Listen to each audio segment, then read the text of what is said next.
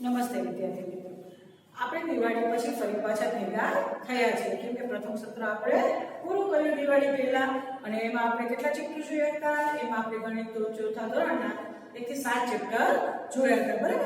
હવે આજે આપણે શરૂ કરશું 8મું ચેપ્ટર, બરાબર? તો આપણા ચેપ્ટરનું નામ છે ગાડો અને પૈડો.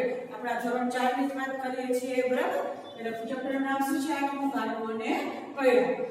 તો જેમ આવું ચેપ્ટરનું નામ હોય તો તમને એવું વિચાર આવશે કે કેમ આવશે આવા નામ કેમ રાખ્યું હશે? તો શું કામ નામ રાખ્યું છે કે જેમ ગાડું છે એ પૈડા વગર ચાલી શકે નહીં, એવી જ રીતે આપણે જીવનમાં વર્તુળ વસ્તુ, કેમ કે પૈડું છે એ ગોળાકાર હોય છે, તો વર્તુળ વસ્તુનું ઘણું બધું મહત્વ હોય છે.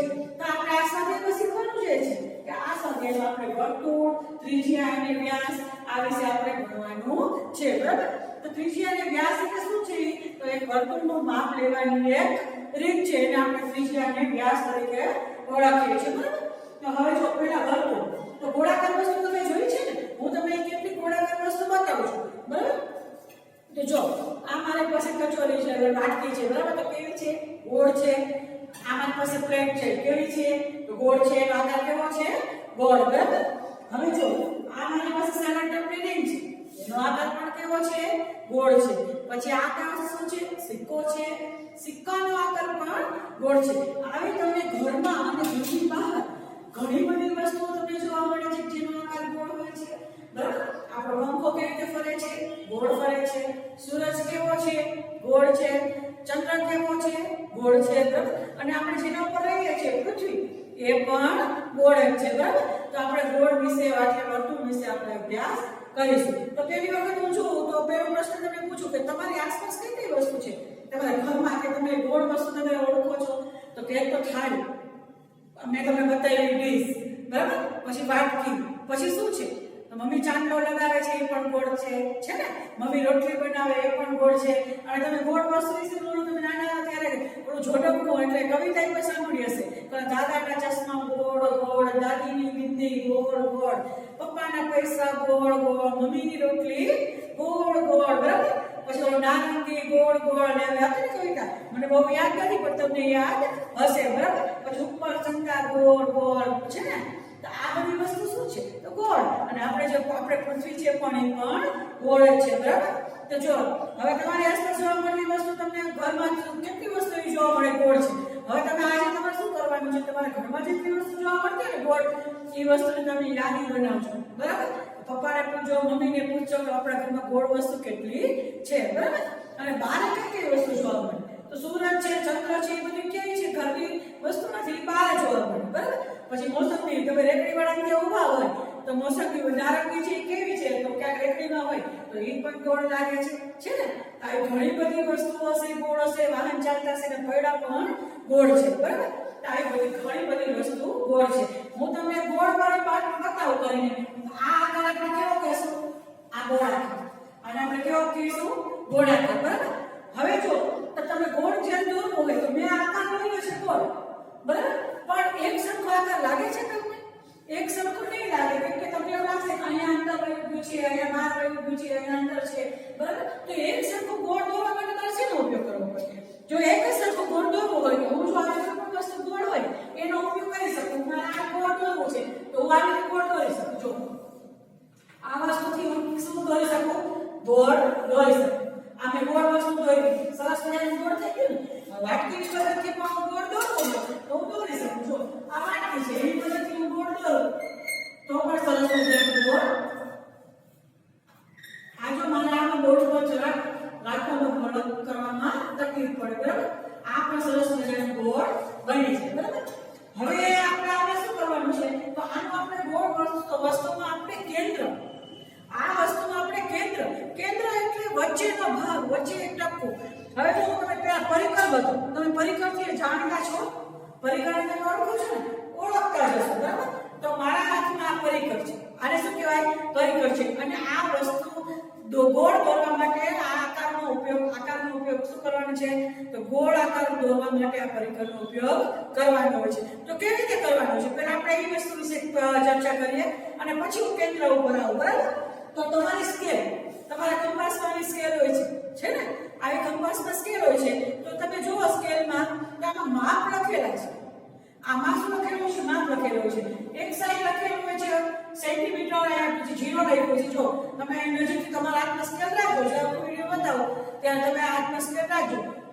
થી શરૂ કરી અહીંયા 15 સુધી સેન્ટીમીટરના માપ લખેલા છે અને નીચે છે જો દૂર દૂર અંતરે લખેલા છે હોય છે ઇંચના માપ હોય છે બરાબર.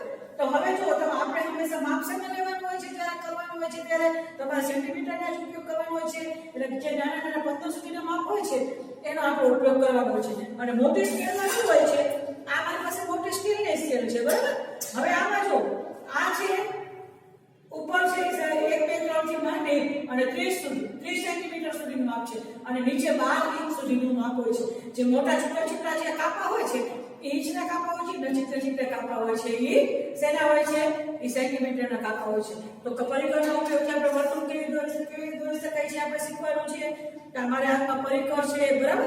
તો એના માટે શું કરવાનું છે કે જો આ એક પરિઘ પેન્સિલ ભરાવવા માટેનું એક આવું આપ્યું હોય છે કાણું આપ્યું છે એમાં તમે પેન્સિલ ભરાવી બરાબર. જ્યારે પેન્સિલ ભરાવો ત્યારે તમારે થોડું પરિઘ ખુલ્લું રાખવાનું બરાબર.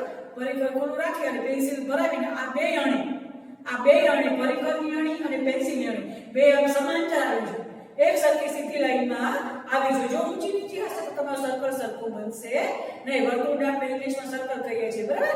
તો સર બે સમાન અંતરે પેન્સિલની અણી અને આ પરિઘની અણી બે સમાન અંતરે રાખવાનું. અને પછી શું કરવાનું છે હવે જો જ્યારે તમારે કંઈ કરવાનું હોય તમારે આમાંથી દોરવાનું છે સર્કલ તો તમારે નોટના પાના આવશે.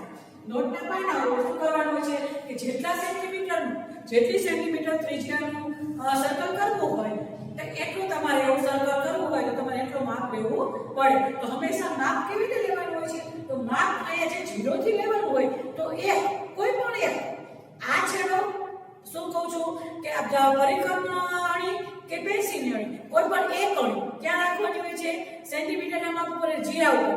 જો હું તમને બતાવું આ મેં પેન્સિલની અણી જીરા ઉપર રાખી છે બરાબર. અને મને એમ છે મારે 2 સેન્ટીમીટર ત્રિજ્યાનું માપ મારે લઈ અને મારે વર્તુળ દોરવું હોય તો હું અહીં શું કરીશ 2 સેન્ટીમીટર એક અણી રાખીશ અને એક અણી છે 0 ઉપર રાખીશ તો મને આ મળી ગયું 2 સેન્ટીમીટરનું માપ. એટલે હવે જો આ કઈ રીતે પકડવાનું છે આ રીતે પકડવાનું હોય છે કેમ કે જો અહીંયા પકડશો દબાઈ જશે તો આ ભેગું થઈ જાય તો આપણે એક્ચ્યુઅલ માપ જેટલું લેવાનું છે ચોક્કસ ગણતરી આવશે નહીં બરાબર. તો હવે જો મને આ 2 સેન્ટીમીટર માપનું મને ત્રિજ્યાનું માપ લીધું છે બરાબર. હવે હું કેવી રીતે કરીશ હવે જો કોઈ પણ એક જગ્યાએ હું અહીંયા પરિઘ રાખીશ બરાબર. અને આ ગોળ પેન્સિલ કેવી રીતે કરીશ આમ ગોળ ફેરવીશ અને ઉપયોગ શેનો કરવાનો છે ઉપયોગ આ ટોપનો જ કરવાનો છે. ટોપ એટલે આ બરાબર ઈ ફરવું જોઈએ. તમારો હાથ છે એ આને ફરવું જોઈએ. જો આમાં બસ થાવું જોઈએ બરાબર. આને વચ્ચે ઉપાડવું જોઈએ નહીં. વચ્ચે પેન્સિલ જો ઉપડી લીધી અત્યારે મેં ઉપાડ્યું છે વળી પાછું મને કેન્દ્ર મળશે નહીં એટલે હું સરખું સર્કલ દોરી શકીશ નહીં. એટલે જ્યારે તમે સર્કલ દોરવાનું શરૂ કરો તો જ્યાં સુધી પૂરું સર્કલ બની ન જાય પૂરું વર્તુળ આવીને ફરી ન જાય ત્યાં સુધી તમારે વચ્ચેની જે અણી છે એ ઢીલી પડવા દેવાની નહીં. અણી છે એ અંદરના ભાગમાં રહેશે. જ્યાં દોરવી હોય ત્યારે આ જે અણી રહે છે એને કેન્દ્ર તરીકે ઓળખાય બરાબર. શું કેન્દ્ર તરીકે ઓળખાય ફરતી બાજુ કે પેન્સિલ ગોળ ફરવી જોઈએ બરાબર. અને વચ્ચે જરા પણ પરિઘ હલવું જોઈએ નહીં. પરિઘ ડગવું જોઈએ નહીં. જો તેની જગ્યાએથી પરિઘ ઉપડી જશે તો તમારે સરખું વર્તુળ દોરાશે નહીં બરાબર. હવે જો આમાં જો આમે 4 વર્તુળ દોરી 3 વર્તુળ દોર્યા છે તો આને મારે કેન્દ્ર દર્શાવવું હોય તો મેં તો આ શેની વસ્તુની મદદથી દોરી મેં તો આ પ્લેટની મદદથી દોરી ડીશની મદદથી દોર્યું તો મારે આ વર્તુળનું કેન્દ્ર શોધવું કેવી રીતે મને આ વર્તુળનું કેન્દ્ર મળશે કેવી રીતે તો હું શું કરીશ હવે જો આ જે વર્તુળ છે એનું મારે કેન્દ્ર શોધવું હોય તો 4 વડો એને વાળી દઈશ. પહેલા તો શું કરીશ કે આ જે કાગળ પર મેં વર્તુળ દોર્યું હોય તેને હું શું કરી લઈશ કટ કરી લઈશ. વર્તુળ છે કાપી લઈશ બરાબર. કાગળથી જુદું કરી લઈશ. હવે મારી પાસે શું હશે ખાલી વર્તુળ જ હશે. પછી એને શું કરીશ ફોલ્ડ કરીશ એટલે વાળી દઈશ. એક વાર વાળીશ અને વળી પાછો આવી રીતે વાળીશ. વાળીશ એટલે શું થશે કે આ ભાગ છે નીચો આવી જશે એટલે આટલું દેખાશે બરાબર.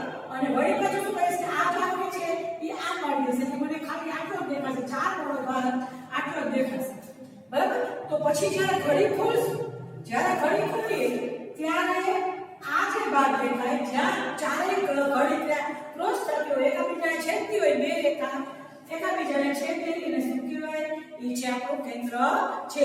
હું પ્રેક્ટિકલી તમને બતાવું તો હમણાં હું તમને પ્રેક્ટિકલ કેન્દ્ર દોર્યું.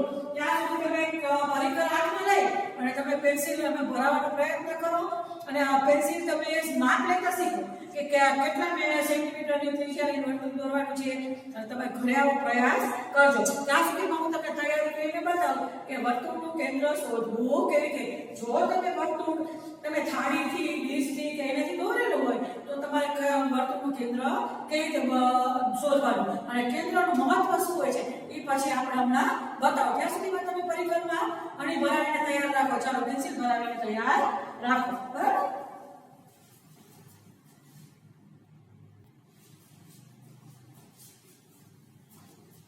ચાલો જો આ મારી પાસે વર્તુળ મેં દોરી લીધું છે અને પછી મેં કાપી લીધું છે. મારાથી સરખું કપાણું નથી કેમ કે કાતરના ઉપયોગ વગર મેં કાપેલું છે. તમે સરસ મજાની કાતરનો ઉપયોગ કરી અને સરસ મજાનું ગોળ કરજો. બરાબર. હવે મને આમાં ખબર નથી કે મારું કેન્દ્ર ક્યાં છે કેમ કે મેં આ છે એ વાટકા વડે એક વર્તુળ દોરેલું છે વાટકાના માપનું. બરાબર. આમાંથી મેં વર્તુળ દોરી અને મેં કાપી લીધું છે. હવે મારે કેન્દ્રનું મહત્વ છે. હવે તમે જો કેન્દ્રનું મહત્વ શું છે. તમે હમણાં દિવાળી ગઈ બરાબર.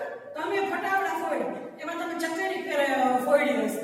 બરાબર. ચકડી આમ ગોળ ગોળ ફરે પછી તમે શું બીજું ઓલું ઝાડ કર્યું. બરાબર. ઝાડ પણ કર્યું તો શું થતું હતું કે જો તમે વ્યવસ્થિત તમારે ચકડી ફેરવી હોય બરાબર તો ચકડી કેના સાથે ફરે એક બાજુ તમે સળગાવી અને પછી ગોળ ગોળ ગોળ ગોળ ફરે તો તમે ચકડીનો આકાર જોયો છે નીચે. તમે ચકડીની નીચે ગોળાકાર કલરનું ટપકું લગાડેલું હોય એ જ્યારે ફરે વ્યવસ્થિત ફરે એક એની ધરી ઉપર આવે ફરે ત્યારે તમારું ચકડી સ્થિર થાય અને એક સરખા રાઉન્ડ ફરે. એવું જ મહત્વ આપણે આ વર્તુળનું કેન્દ્રનું છે તે શીખવાનું છે. તો આમાં મારે કેન્દ્ર શોધવું કઈ રીતે કેમ કે મને મેં આ પરિકર વગર દોરેલું છે તો હું શું કરીશ પેલા વર્તુળને પહેલા હું શું કરીશ આવી રીતે બે ફોલ્ડ એક ફોલ્ડ કરી નાખીશ. બરાબર. એટલે મેં તમને કીધું હતું કે આ છે ભાગ આમ રાખી દો એટલે આપણો અડધો ભાગ મળે. હવે શું કર્યું વળી પાછો નામ ફોલ્ડ કરી નાખો એક સરખો. હવે જો આમે જ્યારે ફોલ્ડ કર્યું બરાબર તો કેટલો ભાગ મને ચોથો ભાગ મળ્યો એટલે આટલો ભાગ આવી રીતે મળ્યો. બરાબર. હવે શું કર્યું કે આ છે હવે મને આ ખોલે છે કે મને વર્તુળનું કેન્દ્ર મળી જશે. તો જો મેં આ ખોલ્યું આ હું ખોલું છું તો વર્તુળનું કેન્દ્ર ક્યાં છે મારે તો મારા વર્તુળનું કેન્દ્ર અહીંયા છે. જો જ્યાં આ બે રેખા એટલે શું કે રેખા એટલે તમારે લીટી કરેલી છે આને રેખા કહેવાય એક અને આ બીજી. બરાબર.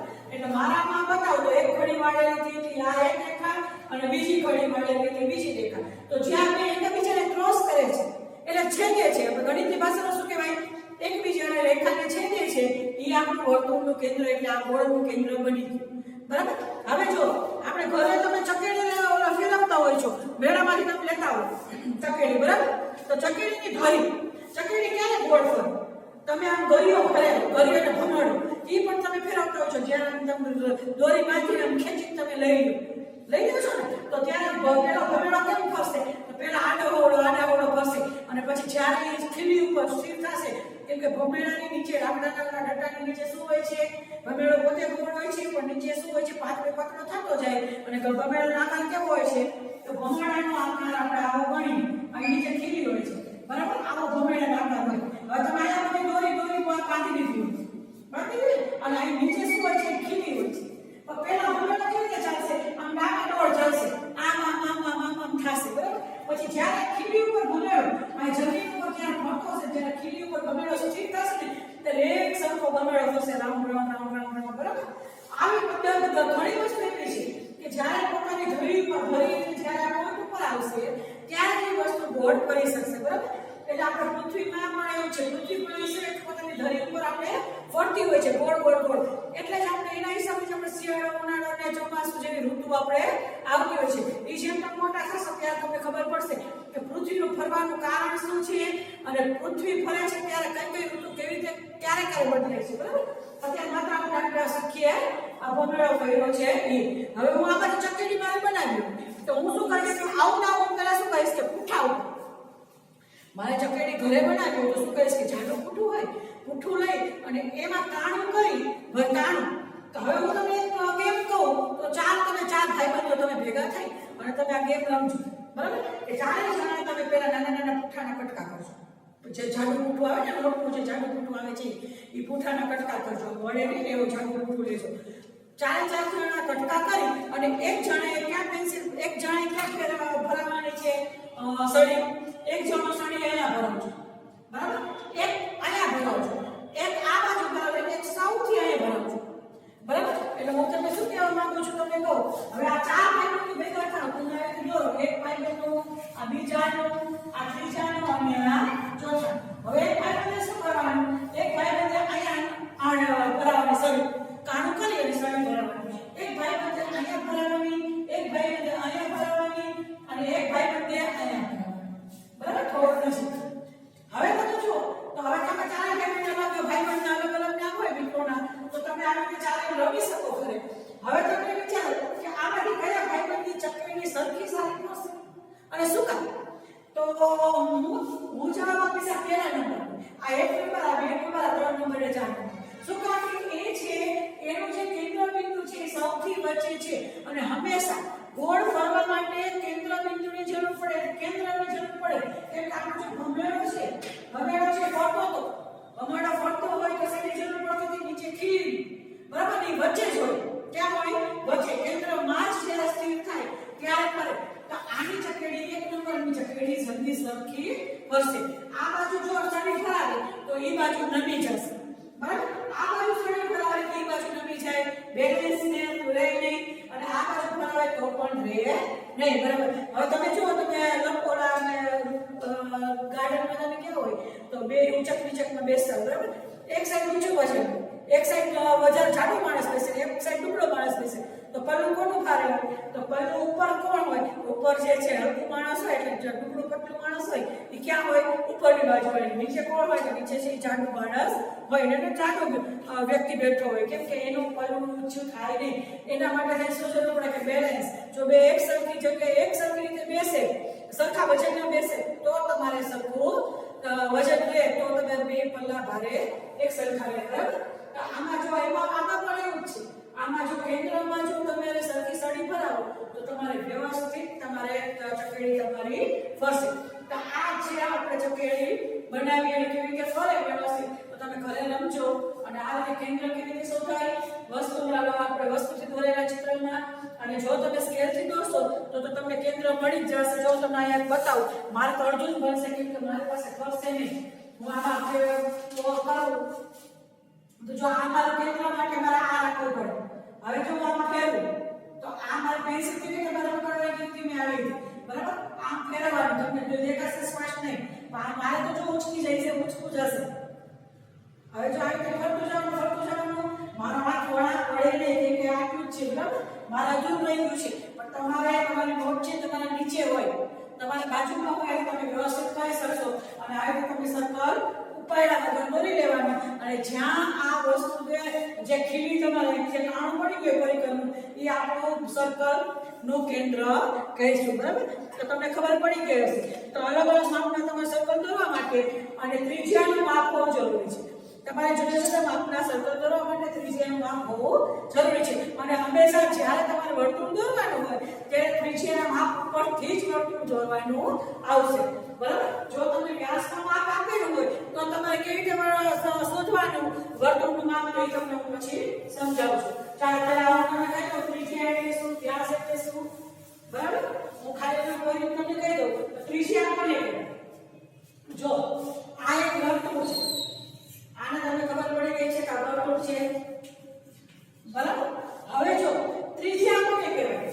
તો આને આપણે કેન્દ્ર કહીશું. આ વર્તુળ છે, આને આપણે કેન્દ્ર કહીશું, વર્તુળનું કેન્દ્ર.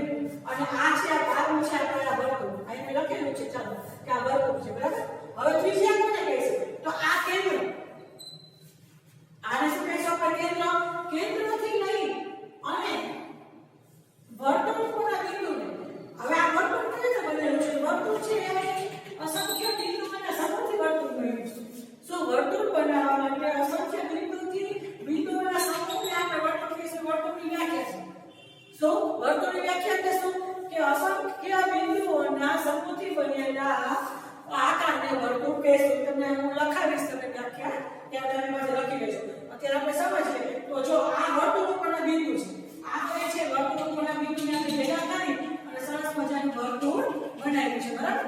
હવે જો આ કેન્દ્ર બિંદુ તો કેન્દ્ર બિંદુથી શરૂ કરી અને વર્તુળ ઉપરના બિંદુ સુધી કેન્દ્ર બિંદુથી શરૂ કરી અને વર્તુળ ઉપરના બિંદુ સુધીના રેખાખંડને હવે આ લીટી છે તો આને શું કહીશું આપણે લીટીને આને રેખાખંડ કહીશું શું કહીશું રેખાખંડ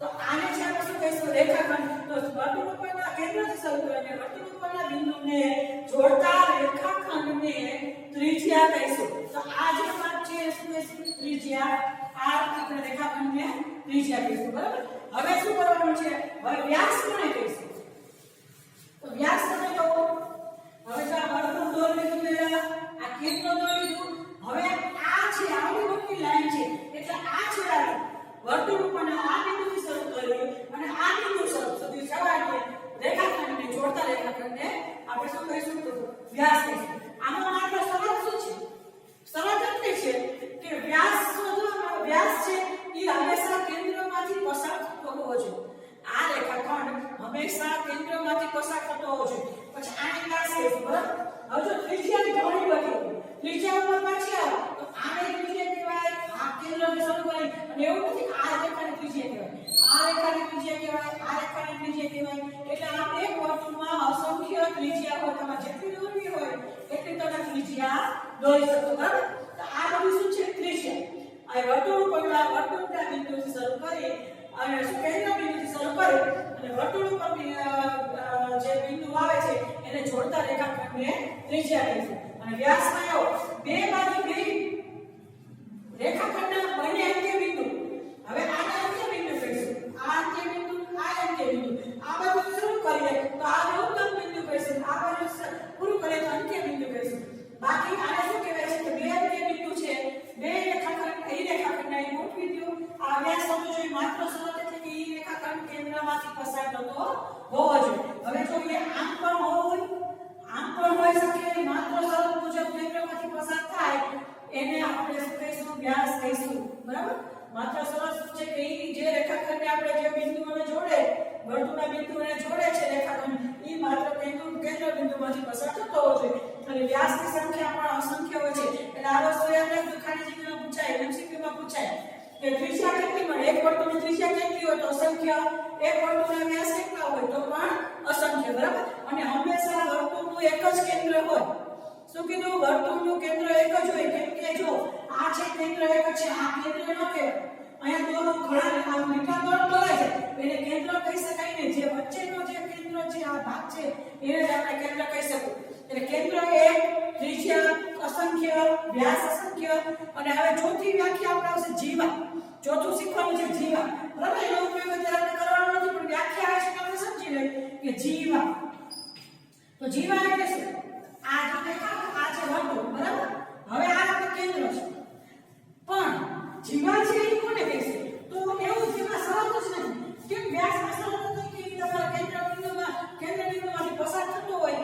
અને બેના બંને ચાર રેખાખંડના અંત્ય બિંદુ છે ક્યાં હોય તો વર્તુળ હોય આમાં એવી કોઈ શરત નથી જો તમે આને જીવા કહી શકો તો આને જીવા કહી શકો આને જીવા કહી શકો આને જીવા કહી શકો આને જીવા કહી શકો આટલી હવની ઊભી પણ એક ખાલી એટલું કે બંને અંત્ય બિંદુ વર્તુળ ઉપરના બિંદુ ઉપર હોય રેખાખંડના બંને બિંદુઓ ક્યાં હોય રેખાખંડના બંને બિંદુઓ વર્તુળ ઉપરના બિંદુ ઉપર જોડાયેલા હોય એવા રેખાખંડને આપણે શું કહીશું તો કે જીવા કહીશું એમાં કઈ શરત નહીં જો આ છે આ ઉગો આ કેન્દ્ર બિંદુમાંથી પસાર થાય છે તો આપણે વ્યાસ કહીશું બરાબર પણ એને જીવાય કહેવાય અને ઈ વર્તુળની મોટામાં મોટી જીવા કહેવાય વ્યાસને તમે જીવા તરીકે પણ ઓળખી શકો પણ એ વર્તુળની મોટામાં મોટી જીવાય પણ એને કહી શકાય જો આમ કરું તો આ જીવા થઈ ગઈ આવડી જીવા હોઈ શકે આવડી જીવા હોઈ શકે બરાબર હવે આમે જીવા હોઈ શકે જીવા આડી હોવી હોવી જોઈએ માત્ર એનો બે અંત્ય બિંદુ છે રેખાખંડના બે અંત્ય બિંદુ વર્તુળ ઉપરના બિંદુ પર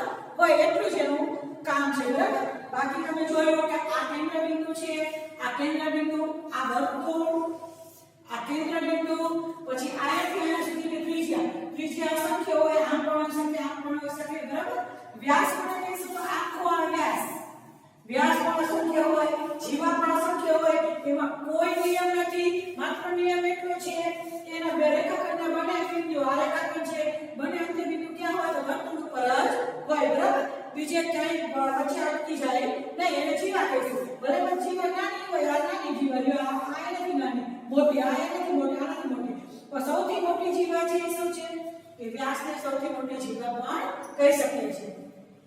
તો આજે આપણે શીખ્યા છે કે વર્તુળ ત્રિજ્યા અને વ્યાસ બરાબર. હવે આપણે નેક્સ્ટ વિડિયોમાં શું શીખશું કે ત્રિજ્યાના માપ પરથી વ્યાસ આપણે શોધવાનો અને વ્યાસના માપ પરથી ત્રિજ્યા શોધવાની એ આપણે હવે નેક્સ્ટ વિડિયોમાં શીખશું. ત્યાં સુધીમાં તમે આજે ઘરે શું તમારે વિડિયો કરવાનું છે. આજનો હોમવર્ક છે તમારે પરિઘના ઉપયોગથી સર્કલ દોરવાના છે.